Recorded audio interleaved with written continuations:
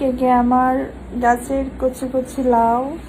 ও দিদি, ওটা কচি লাউ নয় দিদি, ওটা হচ্ছে পচা চাল কুমড়ো।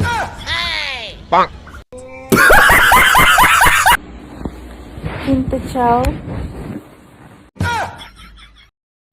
হ্যাঁ, লাউ হলে কিনতাম দিদি, ওটা হচ্ছে পচা চাল কুমড়ো, বাড়িতে কেউ খায় না, বেকার, পচে যাবে, গরমকাল তো পচে যাবে। গাছের একদম কচি ফল, একদম মানে। হ্যাঁ বুঝতে পেরেছি কচি, কিন্তু ওপর দিকটা কচি থাকলেও একটু নিচ দিকটা বোটার দিকটা পচে গেছে, কোন দিনে খুলে পড়ে যাবে, ওটা খায় না কেউ, বেকার। এক একটা কয় কেজি হবে জানো? ওই এক একটা 7.5 কেজি 8 কেজি ওজন হবে এক একটা। খাও মা কসম। এক একটা 10 কেজি হবে। আরে হ্যাঁ 10 কেজি ছিল, পচে গিয়ে ওজনটা কমে গেছে, পচে গেছে না, ওজনটা তখন কমে গেছে। 10 কেজি ছিল, আগে ছিল, এখন পচে গিয়ে গিয়ে ধসে ধসে পড়েছে না, ওটা হাত মেরে যাবার লোকে। এক একটা 10 কেজি 2 হাত দিয়েও বের পায় না। আরে বাবা কমে গিয়ে 7.5 কেজি হয়েছে। ये सब क्या देखना पड़ रहा है? একসাথে এরকম ভাবে রাখলে হবে না, একটা এই পাশে একটা এই পাশে রাখতে হবে, বুঝতে পেরেছো কথাটা? ভালো করে বোঝো জিনিসটা আগে।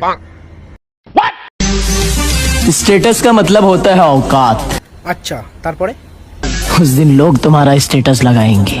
বলো ধীরে সুস্থে বলো, এই খিচুনি রোগীর মতন খিঁচছো কেন? ধীরে সুস্থে বলো বাড়া।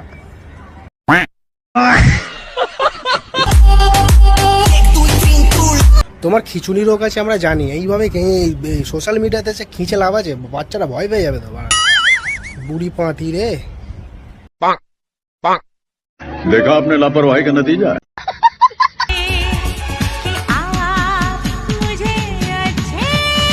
বুড়ি বয়সে এগুলো করো না, লাগে তো উদ্গান্টু হাফ ল্যাংটা হাতির মতো, এসব করো না, ভালো লাগে না দেখতে, ঠিক?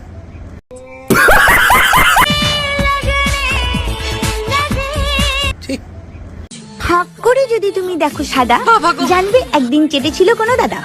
ছাড়িয়ে দেখো যদি লাল, তাহলে ভাববে চুষেছিল তোমার মতন বড় বাল।